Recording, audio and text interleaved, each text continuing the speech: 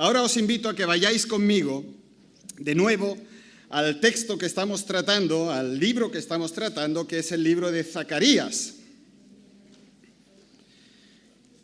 Estamos con sus visiones y hoy vamos a tratar 3 visiones para ya salir de ese momento visionario, porque en un momento visionario nos pasa lo mismo que a Zacarías. Cada vez que se nos despliega una visión delante de estas, decimos, ¿y eso qué es? ¿Puedes explicárnoslo, Señor? Yo voy a leer todo el texto que pertenece a las 3 últimas visiones y que empiezan en el capítulo 5, a partir del versículo 1. Voy a leer todo el texto hasta el 6, 8 y maravillaos y extrañaos porque realmente son visiones extrañas, son visiones a veces un poco estrambóticas, pero tienen un mensaje realmente precioso para el que pone atención. Dice así la palabra del Señor. Otra vez alcé mis ojos y miré, y aquí un rollo que volaba. Y me dijo, ¿qué ves? Y respondí, veo un rollo que vuela, de 10 metros de largo y 5 metros de ancho. Entonces me dijo, esta es la maldición que sale sobre la faz de toda la tierra, porque todo aquel que hurta, como está de un lado del rollo, será destruido, y todo aquel que jura falsamente, como está del otro lado del rollo, será destruido. Yo la he hecho salir, dice el Señor de los ejércitos, y vendrá a la casa del ladrón y a la casa del que jura falsamente en mi nombre, y permanecerá en medio de su casa y la consumirá con sus maderas y sus piedras. Próxima visión. Y salió aquel ángel que hablaba conmigo y me dijo, alza ahora tus ojos y mira qué es esto que sale. Y dije, ¿qué es? Y él dijo, este es un efa que sale. Una cesta, ¿vale? Un efa es una cesta para medir. Además dijo, esta es la iniquidad de ellos en toda la tierra. Y aquí levantaron la tapa de plomo y una mujer estaba sentada en medio de aquella cesta. Y él dijo, esta es la maldad, y la echó dentro del efa y echó la masa de plomo en la boca del efa. Alcé luego mis ojos y miré, y aquí 2 mujeres que salían y traían viento en sus alas, y tenían alas como de cigüeña, y alzaron la cesta entre la tierra y los cielos. Y dije al ángel que hablaba conmigo, ¿a dónde llevan la cesta? Y él me respondió, para que les sea edificada casa en tierra de Sinar, y cuando esté preparada lo pondrán sobre su base. Y la tercera visión, de nuevo alcé mis ojos y miré, y aquí 4 carros que salían de entre 2 montes, y aquellos montes eran de bronce. En el primer carro había caballos alazanes, en el segundo carro caballos negros, en el tercer carro caballos blancos, y en el cuarto carro caballos overos, rucios, rodados. Respondí entonces y dije al ángel que hablaba conmigo, Señor mío, ¿qué es esto? Y el ángel me respondió y me dijo, estos son los 4 vientos de los cielos que salen después de presentarse delante del Señor de toda la tierra. El carro con los caballos negros salía hacia la tierra del norte y los blancos salieron tras ellos. Y los overos salieron hacia la tierra del sur y los alazanes salieron y se afanaron por ir a recorrer la tierra. Y dijo, id, recorred la tierra. Y recorrieron la tierra. Luego me llamó y me habló diciendo, mira, los que salieron hacia la tierra del norte hicieron reposar mi espíritu en la tierra del norte. Queridos, hasta ahora las visiones de Zacarías han estado llenas del reflejo de la gracia y de la misericordia del Señor. Dios está todo el tiempo extendiendo su benevolencia, los llama, los enamora, los invita a ser restaurados después de que hayan retornado del exilio en Babilonia, porque habían estado tan lejos de Él, necesitaban tanto de Él, habían sufrido tanto. Y ahora toca la restauración, las caricias y el amor.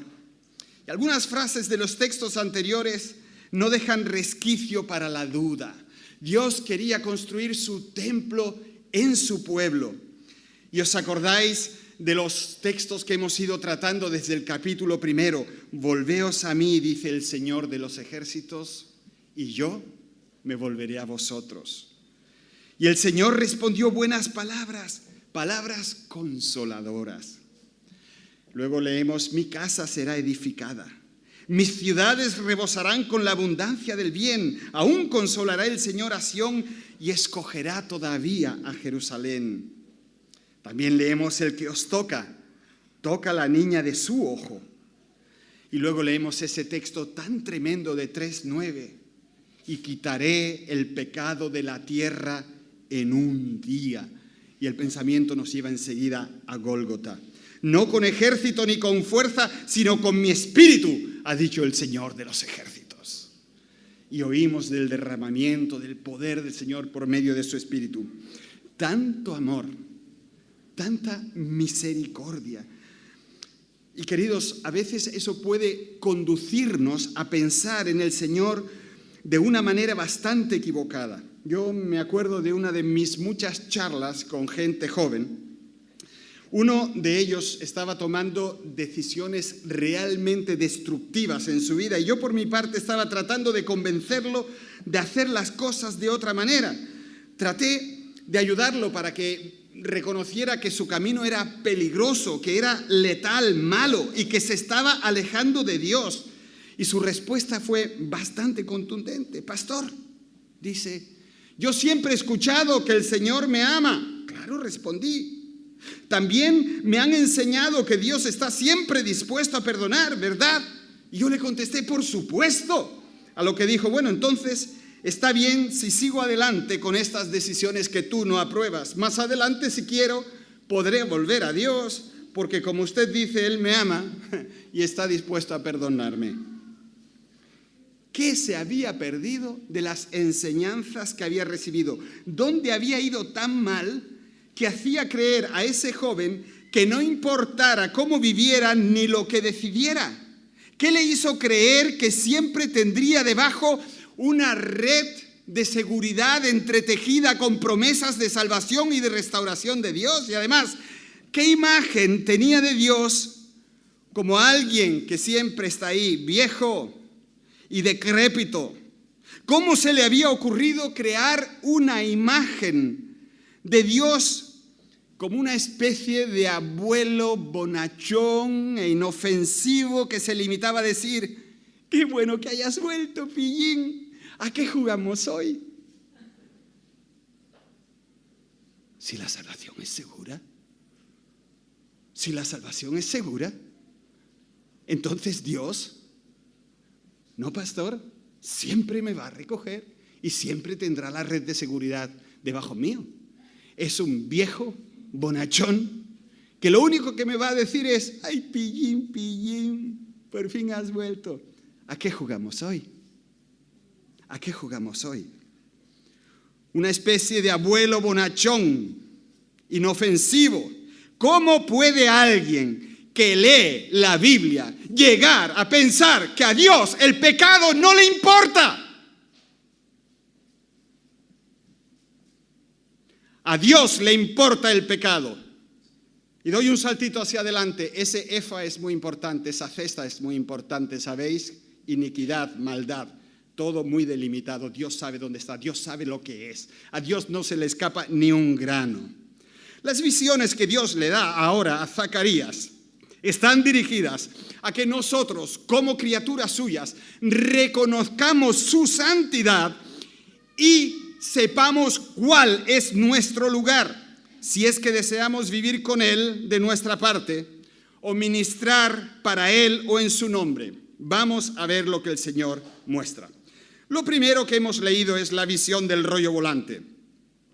En mi casa yo sé que han llegado las vacaciones de verano, ya que vivo muy cerca de la playa, cuando veo que un avión se pone a volar frente a la playa, frente a la casa, arrastrando detrás un cartel enorme anunciando cualquier cosa, más o menos así. ¿Tienes vacaciones? Te invito a que vengas aquí o vayas allá y te gastes tu dinero. Eso es lo que dicen todos los letreros, con unas palabras u otras.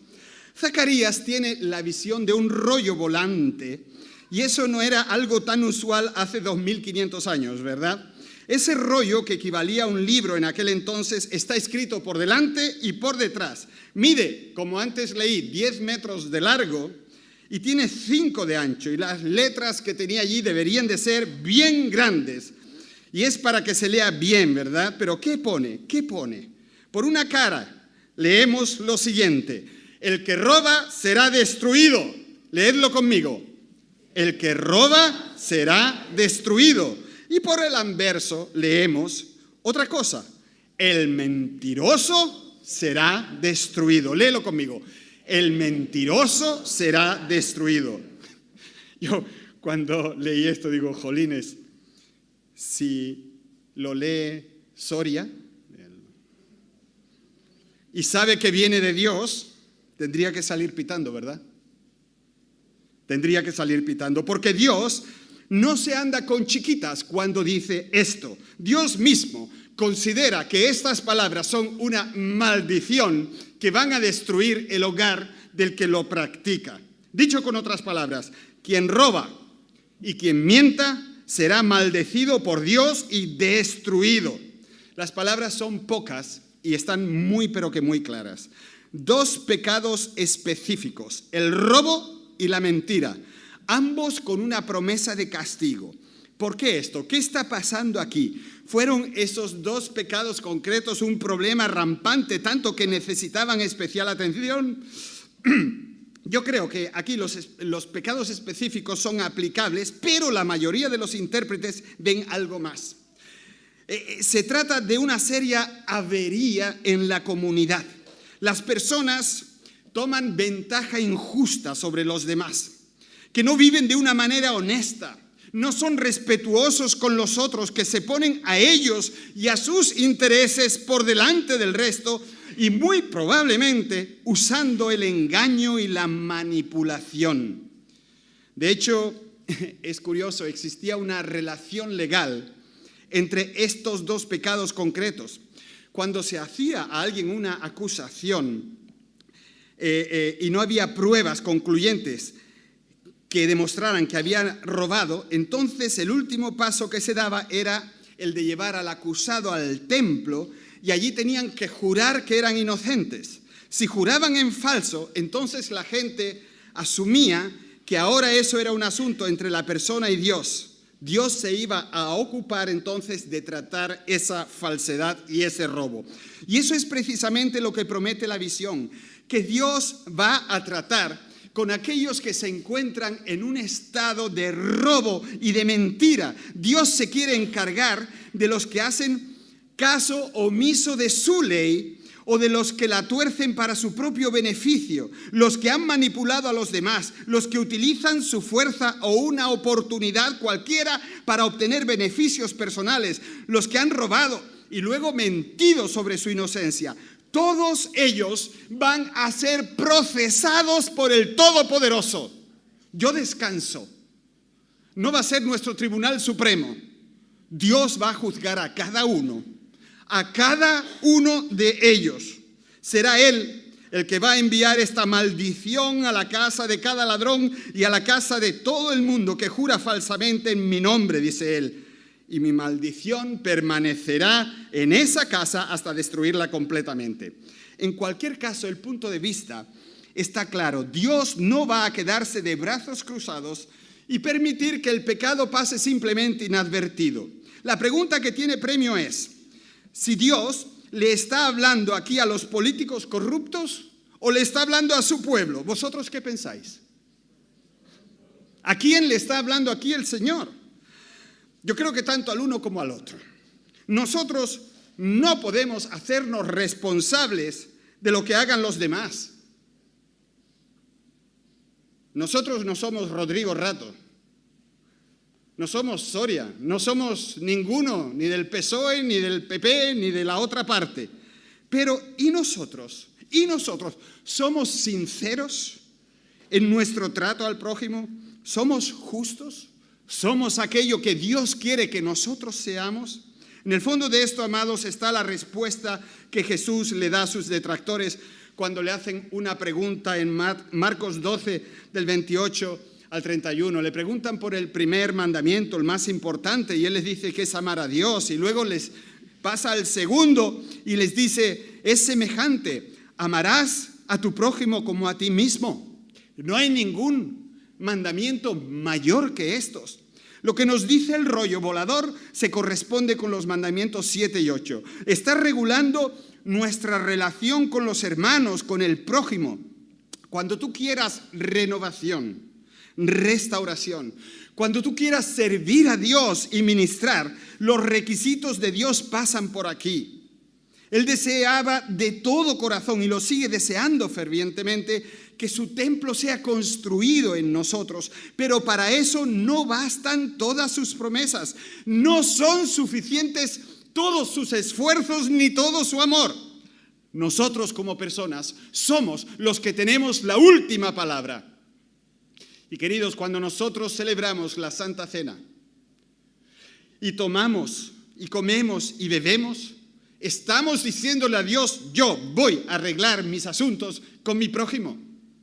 Y no tenemos derecho de dejar nada en el almacén. Y esa es, queridos, la última palabra es la de poner nuestras relaciones fraternales en el ángulo que Dios las quiere ver, sin robar, sin prometer lo que no vamos a cumplir. Cada uno tiene que contestarse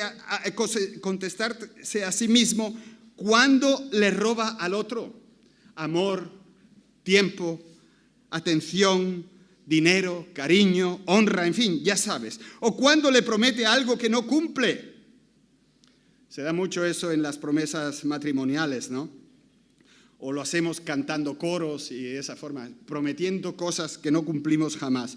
Queridos hermanos, no hay lugar para la autocomplacencia. La ley de Dios no puede ser ignorada con impunidad. Arrepentirse cuando uno tiene algo con un hermano es un asunto urgente, porque si no, su maldición de destrucción actúa incluso o precisamente sobre su pueblo. ¿Te das cuenta? Por eso Dios utiliza algo tan exageradamente grande, 10 metros por 5 metros. Y dice, esto y esto es lo que yo detecto y lo que yo voy a hacer si tú no te arrepientes. ¿De qué sirve todo el amor y todo lo que Dios había prometido a su pueblo si su pueblo no se encuentra al nivel que Dios quiere? Una segunda visión que hemos visto hoy es la visión de la mujer y el efa o la cesta. El efa, por eso utiliza la Biblia esta palabra y no pone cesta, no es ni más ni menos que una medida de volumen que equivale a 37 litros de áridos. Es decir, un efa de trigo, un efa de cebada, etc. Y para eso había unas cestas voluminosas que lo contenían. El efa, que a partir de ahora voy a llamar cesta, representa la iniquidad, mientras que la mujer que está sentada dentro es la maldad. Qué cosas, ¿no? La tapa se nos dice que es pesada, no es una tapa de mimbre, es de plomo. Y cuando el ángel destapa aquello y señala hacia la mujer, dice, esta es la maldad. Y da la impresión de que quiere escaparse, porque luego leemos, y la echó dentro de la cesta y echó la masa de plomo en la boca de la cesta. Apenas abre aquello, ya la maldad quiere escaparse. Y el ángel la coge por la cabeza, la mete y le pone el plomo encima para que no se escape de allí. Realmente ninguna mujer de tamaño normal cabe dentro de una cesta así. Así que esa imagen es de alguna manera grotesca, es una distorsión de la realidad, como siempre suele ser el mal. La maldad, amados, intenta distorsionarlo todo, intenta cambiarlo todo. Ahora, ¿por qué una mujer? ¿Es este un ejemplo de los prejuicios de la Biblia contra las mujeres? ¿Es que la mejor imagen de la maldad que Dios podía imaginar era una mujer? Acabamos de descubrir la misoginia a granel. Por supuesto que algunos lo ven así y por supuesto que demuestran su total ignorancia cuando lo hacen. Hay un simbolismo en esta imagen de la mujer. Los hijos de Israel habían sido durante mucho tiempo esclavos en Babilonia, siervos, y sin lugar a dudas que se trajeron con ellos algunas influencias religiosas del país que había sido su hogar durante tantísimos años. Y es interesante saber que la palabra que utiliza el ángel para definir a aquella mujer es maldad o maligno. Y ese es el término técnico usado en otras partes para definir la idolatría de las naciones alrededor de Israel. Así que cuando el Señor, por medio del ángel, dice, esta es la maldad, lo que se le viene a la mente al profeta no es las mujeres son la maldad, sino la idolatría es una maldad. Eso es lo que se le viene a la mente, ¿de acuerdo? El uso de este término, junto con una imagen de la mujer con destino a un pedestal en un santuario, indica que esta mujer es un ídolo, es decir, que representa el culto idolátrico de las personas. Hay toda una serie de diosas de Babilonia, y entre ellos la diosa de la cosecha, que se ajusta mucho a esta imagen. En la visión de Zacarías, esta idolatría es la maldad en estado concentrado y está tratando de escapar para salir de la cesta y poder filtrarse por medio del pueblo de Dios, pero Dios no permite que esto ocurra. La cesta tiene esa enorme tapa pesada hecha de plomo y después de que el ángel la vuelva a meter dentro, la empuja a la fuerza y cierra de golpe la tapa. Zacarías, después de esto, ve a dos criaturas espirituales poderosas que vienen a retirar la cesta. Son seres, otra vez, en forma de mujeres, con alas de cigüeñas. Podría explicar mucho sobre este particular, pero no viene al caso. Son ellas las que se llevan la idolatría, la maldad, y la apartan del pueblo de Dios en dirección a Babilonia. La idea es que el mal será eliminado de la presencia y de la vivencia del pueblo de Dios y que va a permanecer para siempre en otro lugar. La Biblia dice Sinar, eso es Babilonia, que representa la rebeldía contra Dios. Eso es Babel, que representa la confusión, como una estatua que se coloca en un pedestal para no volver a obstaculizar al pueblo de Dios. Y precisamente aquí estaba el aliento y la esperanza para un pueblo oprimido, un pequeño remanente en medio de un mundo malvado. Dios toma cartas en el asunto, saca la maldad y quien la quiera seguir tiene que irse a Babilonia. Queridos, no tenemos que ser idólatras. El Señor nos da la fuerza para no tener que rendir pleitesía a la idolatría. A mí me gustaría volver aquí al versículo que cité antes con la respuesta de Jesús a sus detractores, el de Marcos 12, 28 al 31. ¿Cuál es el primer mandamiento de todos? Jesús le respondió, el primer mandamiento de todos es, oye Israel, el Señor nuestro Dios, el Señor uno es, y amarás al Señor tu Dios con todo tu corazón y con toda tu alma y con toda tu mente y con todas tus fuerzas. Realmente aquí lo que tenemos es una invitación para que nosotros vivamos en la luz de Dios.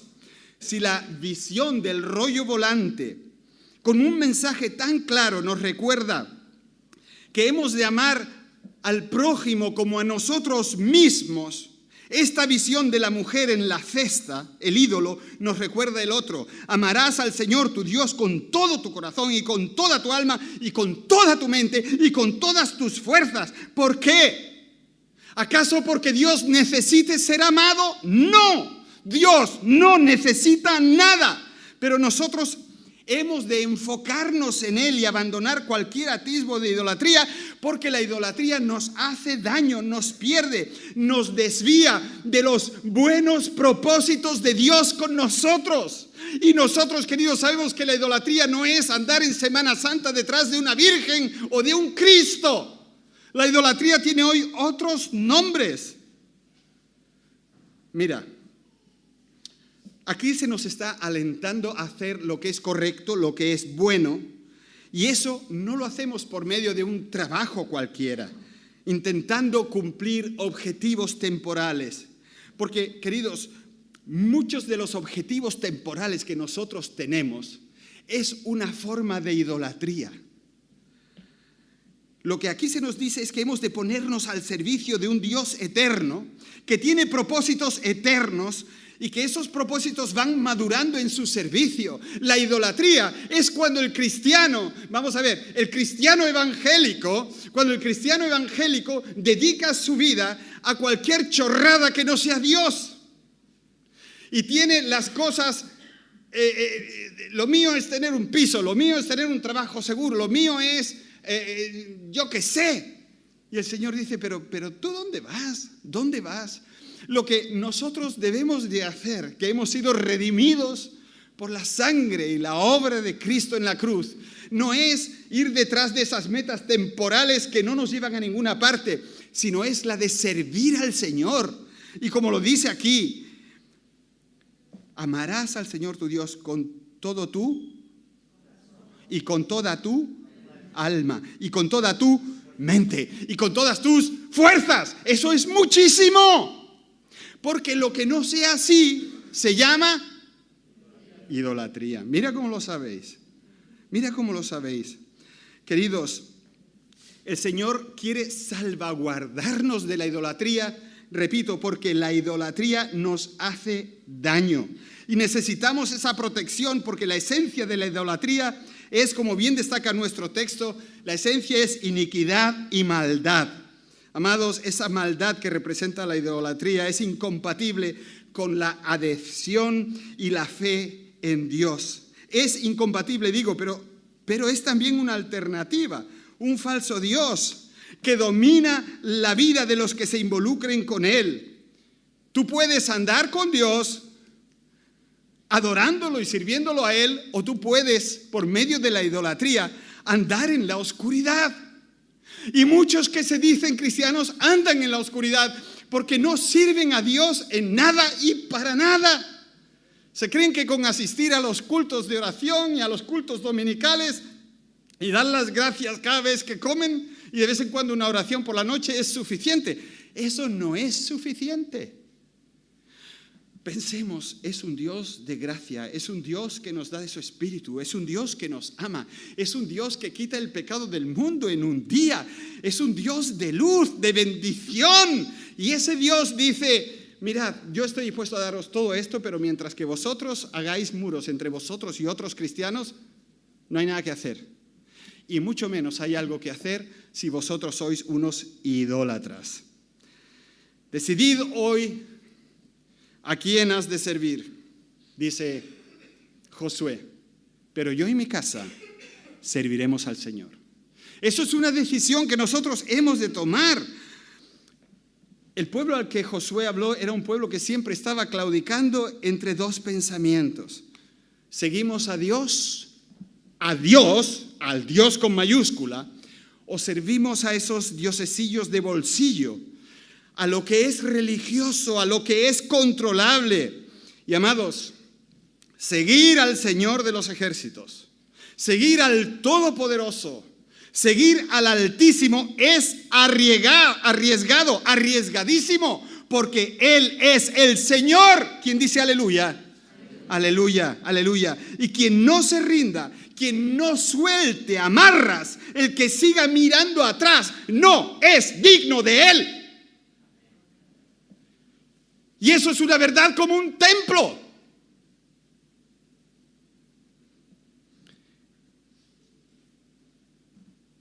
Zacarías es dirigido a una próxima visión con 4 carros. Y aquí se nos presenta una última visión que, a mi entender, va engarzada a estas que acabamos de estudiar como una perla. Las 8 visiones de Zacarías, y esta es la última ya, sirven para dar una idea de las circunstancias inmediatas que enfrentan los exiliados que regresan. Y mira, cada persona que se convierte es un exiliado que regresa. Regresas de la esclavitud, de Babilonia, de la lejanía, y vienes a Dios y ahora eres parte de su pueblo. Pero también esto nos invita a echar una mirada al futuro desarrollo de los planes de Dios. Era difícil imaginar el éxito en sus pequeñas empresas como creyentes, encarando tanta resistencia, pero era aún mucho más complicado creer que el futuro estaba enmarcado en una promesa de victoria. Pero las visiones buscan afirmar el presente, de que nosotros entendamos con las 5 primeras visiones que Dios es por nosotros. Dilo conmigo, Dios es por nosotros. Eso no lo quita nadie. Y ahora Él quiere asegurar el futuro del pueblo de Dios y decirle: Dios está con nosotros si nos santificamos. Queridos, sabéis, es una cuestión, muchas promesas, muchas maravillas que se acercan a nosotros de parte de Dios, pero si nosotros no estamos dispuestos a andar buscando la santidad, entonces buscar la santidad sin la cual nadie verá al Señor. Sin la santidad no lo vamos a ver. Puede haber de todo, pero si nosotros no nos subimos a la santidad, no veremos al Señor, no lo veremos. La visión final de nuestro texto nos ofrece la mirada de más largo alcance. El pueblo de Dios en el exilio necesitaba ver que los propósitos del Señor no se habían visto frustrados por su esclavitud en Babilonia. Queridos, los propósitos de Dios son más grandes que una nación. Los propósitos de Dios son más grandes que tu esclavitud. Los propósitos de Dios van más allá que tu destierro, que tus desencantos e inclusive que tu pecado. Él te muestra que debes de amar al prójimo y que ante todo y sobre todo debes de amarlo a Él, desterrando la idolatría de tu vida con su ayuda. La reconstrucción del templo, es decir, la obra en la que nosotros también estamos involucrados por medio de la santificación, sirve para sentar las bases de una obra global y eterna de Dios. 4 carros que emergen de una fortaleza inexpugnable. Dice que son unas montañas de bronce. Y la imagen es que el que envía los carros a cumplir su misión no puede ser detenido ni conquistado. Esta imagen, amados, es muy importante para nosotros porque subraya y hace hincapié en que el Señor va a lograr todo lo que Él se ha propuesto hacer. Él vencerá, Él gobernará, Él regirá, Él juzgará con o sin ti. Y eso lo decides tú. Y eso lo decides tú y nada más que tú. Dice Job 42:2, yo sé bien que tú lo puedes todo, que no es posible frustrar ninguno de tus planes. ¿Sabes? Dios va a hacer algo hermoso en Málaga. ¿Contigo o sin ti? Dios va a juzgar al mundo. ¿Contigo o sin ti? La cuestión de dónde te encuentras tú es una cuestión que decides tú, ¿no? Hay muchas promesas. Su palabra hará aquello para lo que será enviada. La palabra no volverá a Él vacía, sino que hará lo que Él quiera. Él va a guardar a los suyos. Él nos da una salvación que es eterna. Todo eso está ahí. Pero nuestro papel en el fregado final es una cuestión que decidimos nosotros. Los carros son vehículos de guerra y de triunfo. Son enviados a la conquista y vuelven a celebrar la victoria. Al color de los caballos se le han asignado diversos significados, pero hoy no vamos a entrar en ello. Solo me gustaría destacar que en el capítulo 6, versículo 5, lo que la Reina Valera 60 ahí se traduce como vientos, es traducido en otras versiones como espíritus, dándole así el sentido real a lo que quiere decir. El Espíritu de Dios, y esto nos lleva a la visión del candelabro de oro y los olivos, y al texto, no con ejércitos ni con fuerza, sino con mi espíritu, ha dicho el Señor.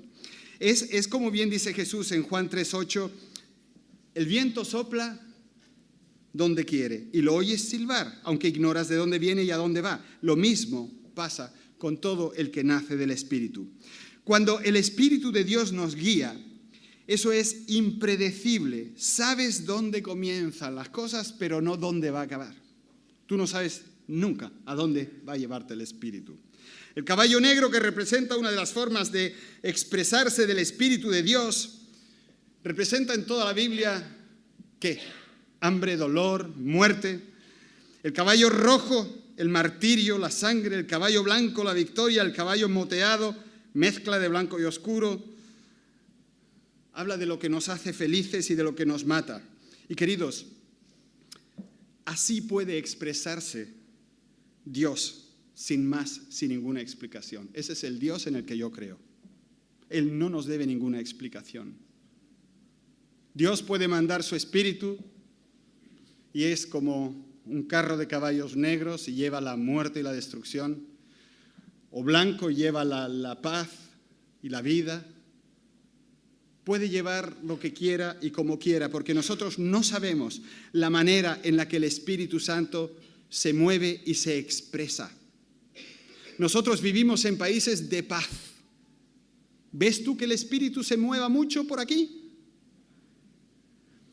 Hay gente en países que están en guerra, como en el África subsahariana. ¿Se está moviendo el Espíritu de Dios allí? En medio de la muerte, del hambre, de la desgracia, allí está. Y miras a Sudamérica, que está 20 veces más corrupta que España, y te preguntas, ¿si está el Espíritu de Dios trabajando allí? ¿Y qué contestas? Pues sí. ¿Y cómo? ¿Y cómo? ¿Sabes? El Espíritu de Dios se mueve como a Dios le da la gana. Pero en todos los casos, como aprendimos el viernes pasado, durante el culto de estudio bíblico y de oración, incluso los que pierden su vida por causa de Cristo, los mártires, cantan en el cielo diciendo, grandes y maravillosas son tus obras.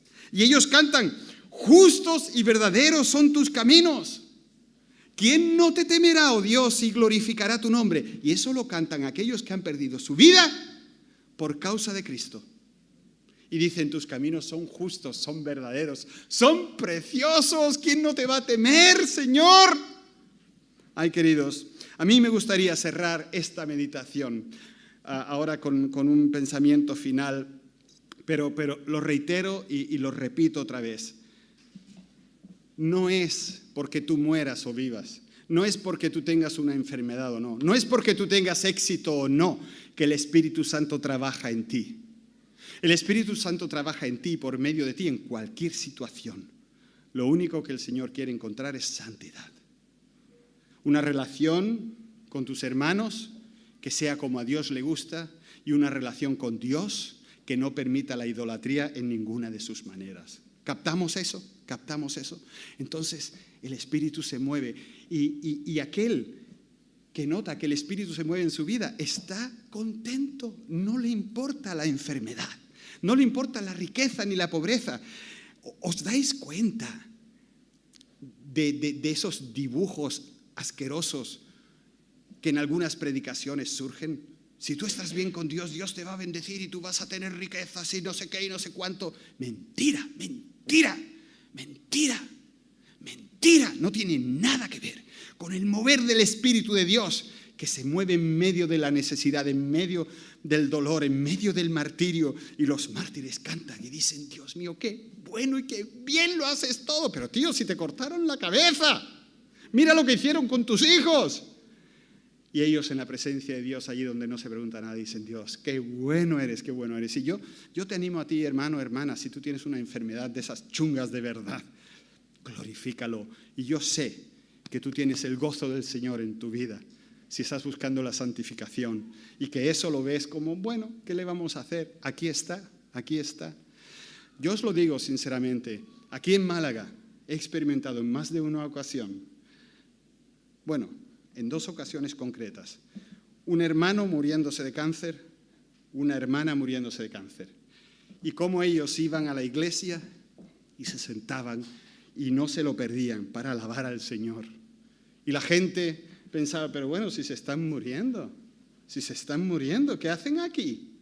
No, el gozo del Señor estaba en ellos, porque cuando tú llegas a un punto de tu vida, sea por tu edad, sea por tu enfermedad o lo que sea, donde ya lo demás no importa, tú santificas tu relación con la gente y solo buscas a Dios y sabes que los ídolos no te dan nada y te concentras en Dios. Y en estas personas enfermas terminales, tú ves al Espíritu de Dios fluyendo de una forma preciosa. Y los miras a esas caras que ya están demacradas y están pálidas y están tan cerca de dejar de estar contigo, y se refleja a Cristo, se refleja al Señor. Porque saben de lo que va el asunto y lo que es importante. Y no andan con tonterías como nosotros, los que estamos sanos, que nos vamos por los cerros de Úbeda y por los caminos más intrincados que te puedas imaginar. Voy a cerrar la meditación de esta mañana. Dice la última frase del texto que hemos leído hoy: mi espíritu descansa en la tierra del norte. Yo quiero entender que el Señor bendice por medio de su Espíritu al norte de una forma especial. Porque aquí lo pone.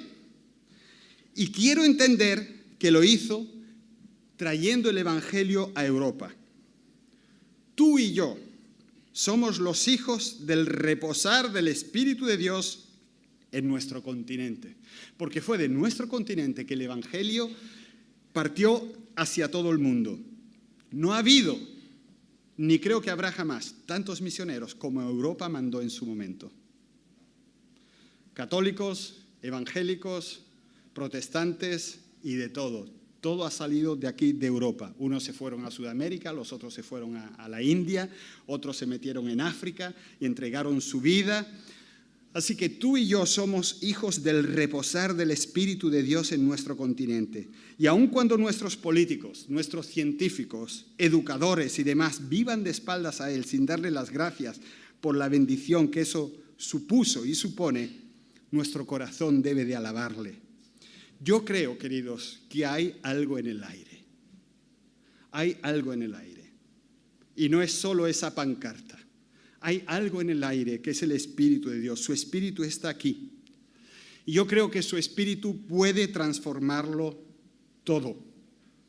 Yo sé que muchos de vosotros pasaron adelante cuando el hermano Osvaldo oró y que os abristeis para que si el Señor así lo quisiera y lo permitiera, el Espíritu os llene. Pero ¿habéis sentido el peso antes? Eso no es nada comparado con el momento cuando el Espíritu Santo te llena de verdad. Porque no sé si has leído la Biblia de esa manera. En Hechos de los Apóstoles, todos los que son llenos del Espíritu Santo mueren como mártires.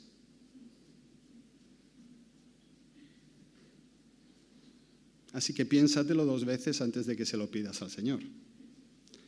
Porque cuando tú estás lleno del Espíritu Santo y no de una emoción pasajera, tu vida cambia. Tu vida es transformada. Tú no solo hablas lenguas, sino hablas de las maravillas de Dios. No solo te sientes bien, sino que haces que los demás se sientan bien. Porque todo tu ser está lleno de algo incontrolable, algo que te lleva por donde quiere y a donde quiere y como quiere. Yo quisiera orar, permaneced donde estáis, pero yo quisiera orar y quisiera de nuevo pedirle al Señor que Él nos llene por medio de su Santo Espíritu. Podéis poneros en pie porque es una cuestión de respeto ante la presencia del Señor.